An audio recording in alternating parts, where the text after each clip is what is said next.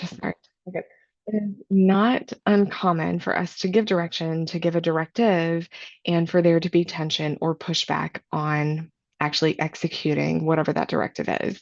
And so what do we do with that? Because I don't think any of us want people to be mad at us. No one wants people to be upset with us. And at the same time, stuff needs to get done. I don't think I can cuss on lives. Things need to get done. And so at the end of the day, you still need someone to execute the task. So, how do we make that happen when there is tension and when there is pushback? Now, the truth of the matter is sometimes they push back energetically, sometimes they push back verbally, sometimes they push back by inaction, not doing it, like giving you some lip service, maybe even. And sometimes it's clear and sometimes it's not. But maybe they think the decision is wrong. Maybe they think you're making the wrong choice. Maybe they think they have a better idea. Or maybe they just are not on board with the whole thing as a big picture. But whether or not, or regardless of what their motivation is, it's still important for us to know that when we give our team a directive, that they are able to execute in the way that it needs to be done. Now, that doesn't mean that people can't have ideas and offer suggestions and all of those other wonderful things, but we need to know that we're going to follow through with that, right? So what I have seen in the work that I've done is that leaders fall into two buckets, two categories. Neither one of them are particularly fantastic. In fact, I would argue that both of these are like what not to do as a leader. The first one is caving. Leaders will cave to the energy of the group, they'll cave to the resistance, the tension, or just the flat like refusal to do the thing. And it's an avoidance issue, right? Leaders want to keep the peace. They want to not have the fight. They're worried that maybe if the person pushes back in a big way, that the rest of the team will see someone pushing back and then think they can push back. And so you're worried you'll have a whole mutiny on your hands if that happens. And so we create these scenarios, things that were potentially could happen that we are trying to avoid. And so we just end up caving and allowing them to push back and not do the thing. So that's bucket number one. Bucket number two is you do the exact polar opposite, which is bulldoze. So you just are like, get it done, right? Like you're focused on winning the battle. You're gonna force, you're gonna push, and you have gotten so focused on the outcome and the end result that you lose the person in the process, right? And neither one of those things are good. Neither one of those things are long-term effective.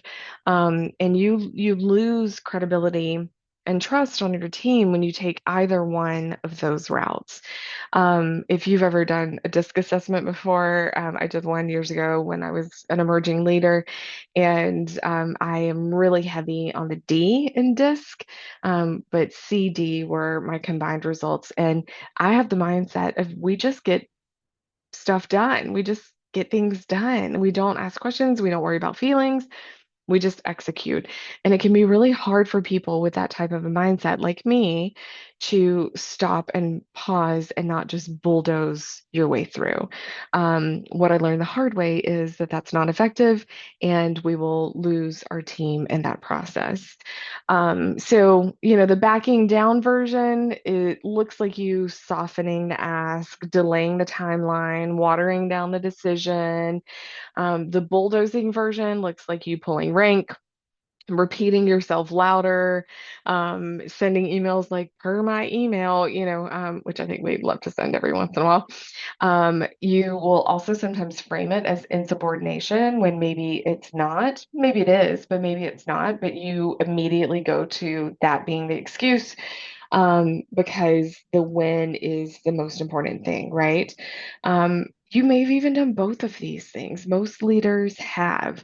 We don't really get taught the third option, which is what we're going to discuss today. And to be fair, in April of this year, the Harvard Business Review shared that, when a team member is pushing back, most leaders are defaulting to interpretation instead of diagnosis, meaning that you are interpreting it as resistance. And so you're going to respond accordingly, or you're going to interpret it as insubordination and respond accordingly. You're going to interpret it as them being lazy and respond accordingly. And that's very normal. Our brains, when we're met with resistance, come up with reasons why and explanations, and so that's a normal thought process, but we need to rewire that a little bit and try to actually diagnose instead what's going on. Now, again, I don't mean diagnose like you come in like, a perfect little guru and try to act like a doctor, but I mean diagnosing as getting curious, right? What is motivating them to push back, to have tension, to have resistance? What actually is going on? So instead of it being a problem, it needs to be a signal to you. This needs to be something that you're keyed into, something that you're looking for to signal to you that you need to get curious. If you look at the tension and look at the resistance as data and just treat it as such, don't take it personally, don't get frustrated. You are the one that is leading the ship here. If you look at this tension and the pushback as just a data point, then you can actually start working on strengthening your people and you get a better outcome, right? So when people are pushing back on our team, and again, this may even be personally, right? It's rarely about the thing on the surface. This is not typically something that it appears to be. Usually there's a driving factor that's a little bit deeper.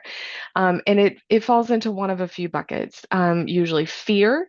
It might be fear of failure, exposure. It might be a fear of change. A lot of people have deep-seated fear in change. Even positive change creates fear in us. It might be related to their value system. Something in the ask that you've given conflicts with how they see themselves, or something that they want for themselves as far as like capacity in their schedule. Or it may just simply be missing information. There may be pushback because you forgot to communicate an aspect of the project, or it may be that they made an assumption about something that was very clear to you that was not clear to them, that they don't have context, and therefore whatever you've asked doesn't yet make sense and click for them, right? So if we look again at this pushback and the tension as data, then you can ask yourself, what is the underlying below the surface driver for them?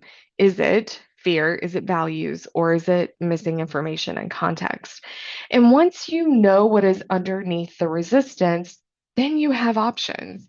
If it's missing information, you can provide it. If it's fear of failure, then you can coach them. If it's outside of the scope of how they see themselves or what they believe their job responsibilities are, then you can offer clarity and guidance there. Um, you can see how that one little piece of information and looking at this as data drives you completely differently. Like you are now engaged with your team instead of just like, caving to their attitudes or bulldozing through them. Now you're actually having a conversation, and now you can actually solve the problem and lead them well, which is your entire job, right?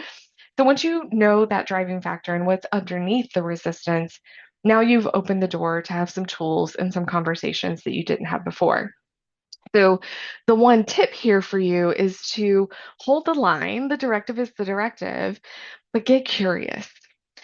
Dig in, ask questions, don't take it personally, help them explore. They might not even be able to verbalize this yet, right?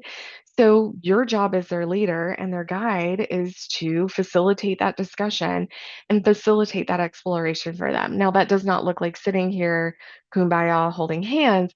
It looks like asking questions. Can you tell me more about that? Why did you push back on this? What about this felt wrong to you? Are you afraid of being able to execute these results?